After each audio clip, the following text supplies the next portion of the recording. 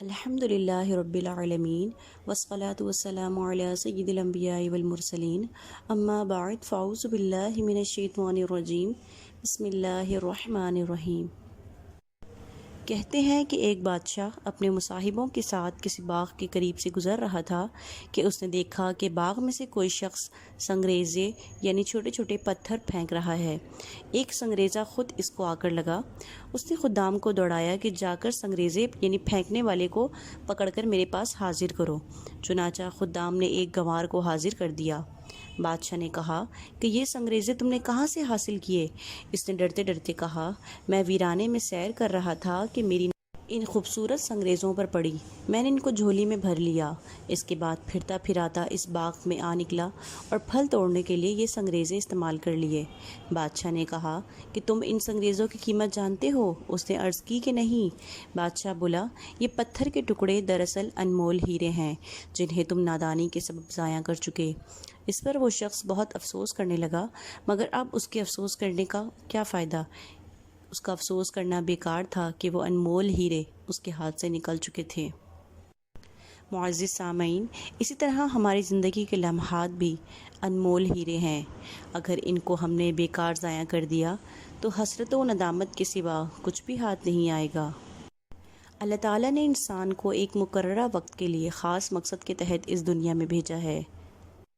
چنانچہ قرآن پاک کی سورہ مومنون آیت نمبر 115 میں اللہ تعالیٰ کا ارشاد ہوتا ہے، ترجمہ کنز الایمان، تو کیا یہ سمجھتے ہو کہ ہم نے تمہیں بیکار بنایا اور تمہیں ہماری طرف پھرنا نہیں؟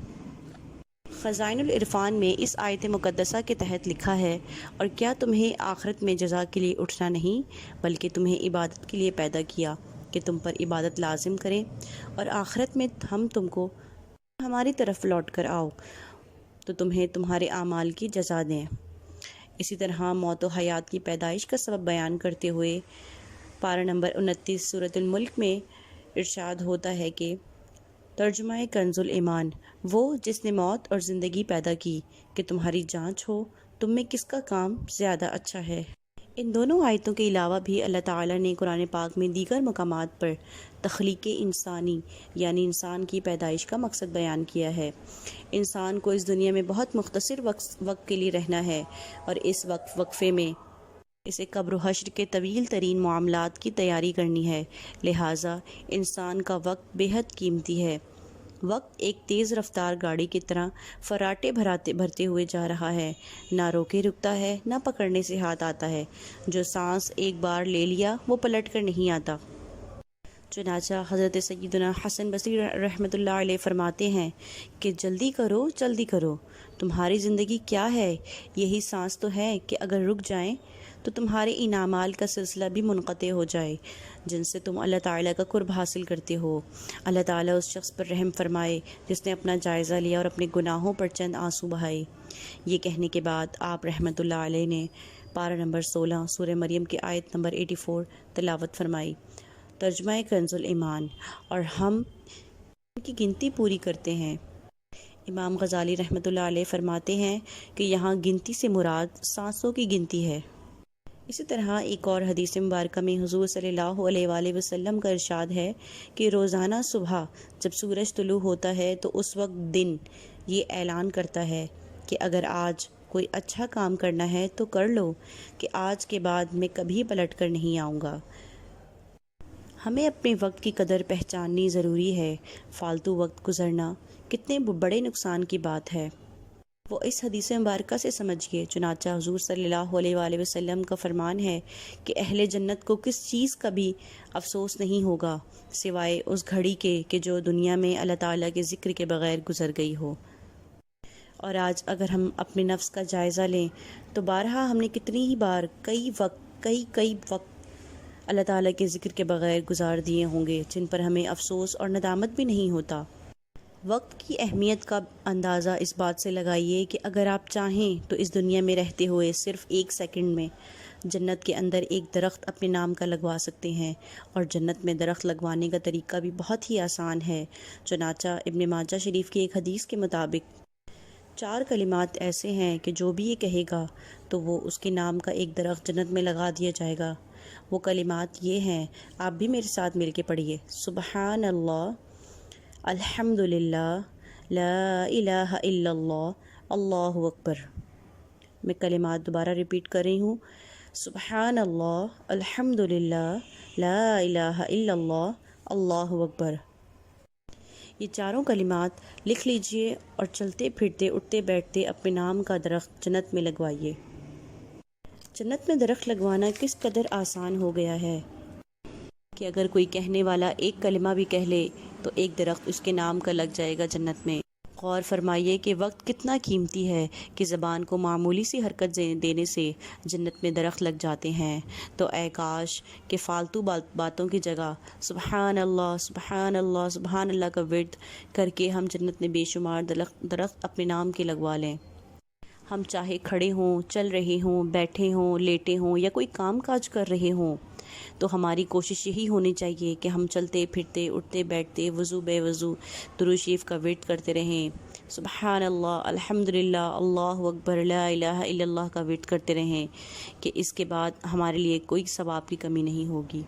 یقیناً زندگی بے حد مختصر ہے، جو وقت مل گیا سو مل گیا، آئندہ وقت ملنے کی امید دھوکا ہے، کیا معلوم آئندہ لمحے ہم موت سے آغوش ہو چکے ہوں۔ حضور صلی اللہ علیہ وآلہ وسلم نے ارشاد فرمایا کہ دو نعمتیں ایسی ہیں کہ جن کے بارے میں بہت سے لوگ دھوکے میں ہیں، ایک صحت اور دوسری فراغت۔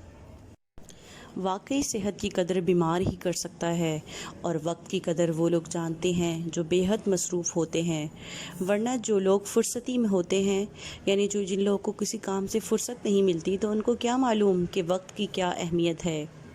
وقت کی قدر کیجیے اور فضول باتوں، فضول کاموں، فضول دوستیوں سے گریز کرنے کا ذہن بنائیے۔ زندگی کا ہر سانس انمول ہیرا ہے، اے کاش کہ ایک ایک سانس کی قدر نصیب ہو جائے، کہ کہیں کوئی سانس بے فائدہ نہ گزر جائے اور کل بروز قیامت زندگی کا خزانہ نیکیوں سے خالی پا کر اشک ندامت نہ بہانے پڑ جائیں۔ حضرت سیدنا حسن بصری رحمۃ اللہ علیہ فرماتے ہیں کہ اے انسان، تو ایام ہی کا مجموعہ ہے، جب ایک دن گزر جائے تو یوں سمجھ کہ تیری زندگی کا ایک حصہ بھی گزر گیا۔ اسی طرح حضرت سیدنا امام شافعی رحمۃ اللہ علیہ فرماتے ہیں کہ میں ایک مدت تک اہل اللہ صحبت سے فیض یاب رہا، ان کی صحبت سے مجھے دو اہم باتیں سیکھنے کو ملی۔ نمبر ایک، وقت تلوار کی طرح ہے، تم اس کو نیک اعمال کے ذریعے کاٹو، ورنہ فضولیات میں مشغول ہو کر یہ تم کو کاٹ دے گا۔